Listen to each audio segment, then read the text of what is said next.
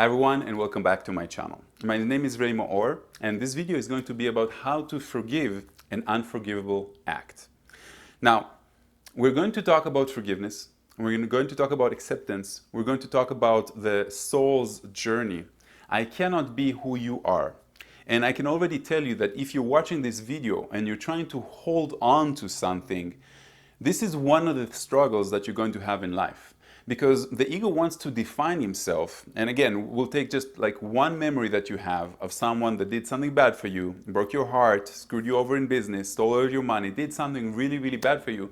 You might know them, you might not know them. I don't really know. It's your circumstance. It's your story. But you are also the one that is really holding on to that story, okay? And what does that mean?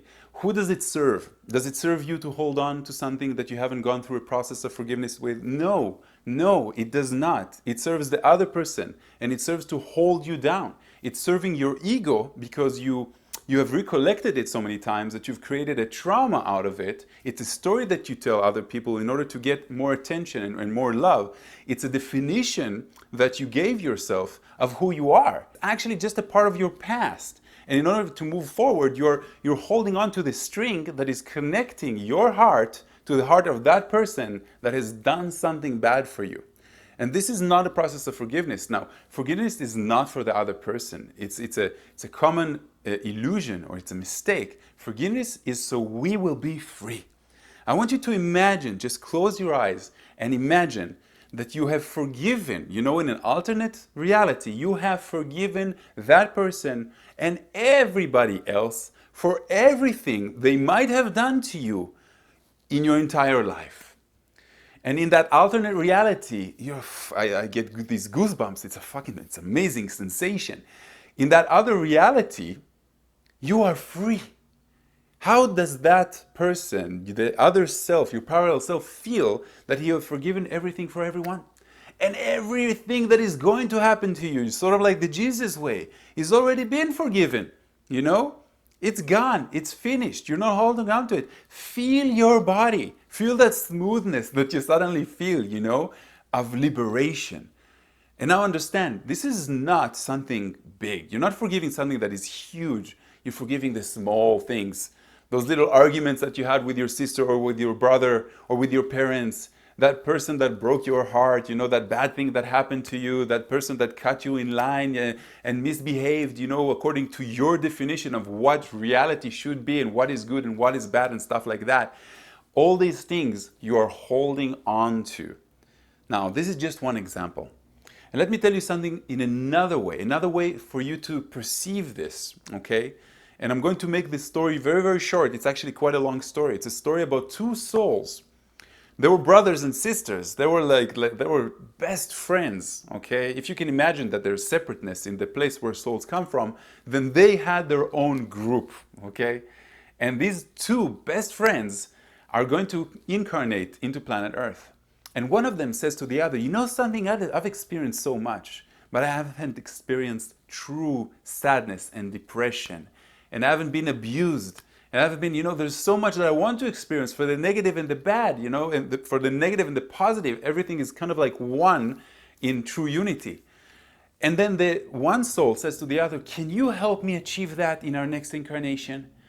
Can you be someone that is abused by your parents so you can be abusive towards me? Can you be someone that is hit by society, that is hit rock bottom, that is so bad in his life and sees so, that eventually you will meet me and you will pass that negative or negativity to me as an experience. Doesn't matter what type of experience it is. Can you do that for me? And the other soul B says, of course I will. I love you. You are my brother. I want this for you. I want you to experience this. Let's do this together. I am willing to sacrifice my life or my next incarnation in order for me to be the type of person that will eventually hurt you in a disrespectful, negative manner. Doesn't matter. Let's not go into specifics. Okay?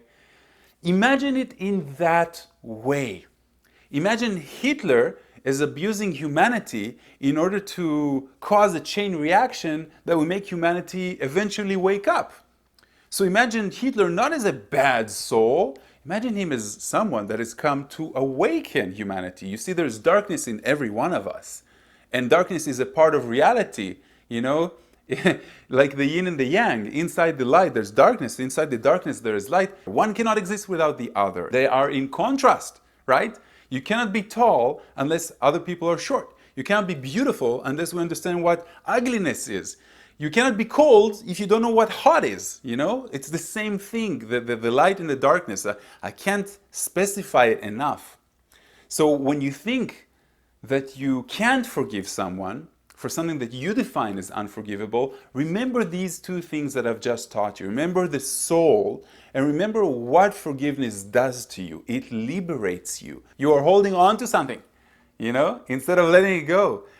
Unleash your shackles, open the window and fly. That's the sensation that you're going to have. And when you do that, you will not only have forgiven them, you have forgiven yourself, and you've forgiven others, and you're teaching all of society, let's call the Earth society, a lesson in forgiveness. And the vibration of all of us together is going to elevate just a little bit higher. And when you do that once, you're going to see that the next one is going to be easier, and the next one is going to be easier, until the whole process of forgiveness is going to take about 30 seconds, and then you are free to be your true self.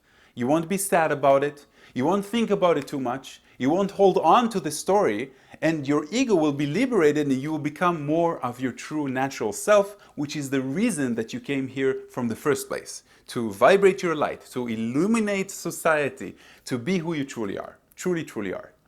Namaste, my friends. Thank you very much for watching me. Join one of my workshops. We're beginning to have online workshops now with the COVID and everything. I won't be able to travel as much as I did before. So check out my stuff on raymaor.com.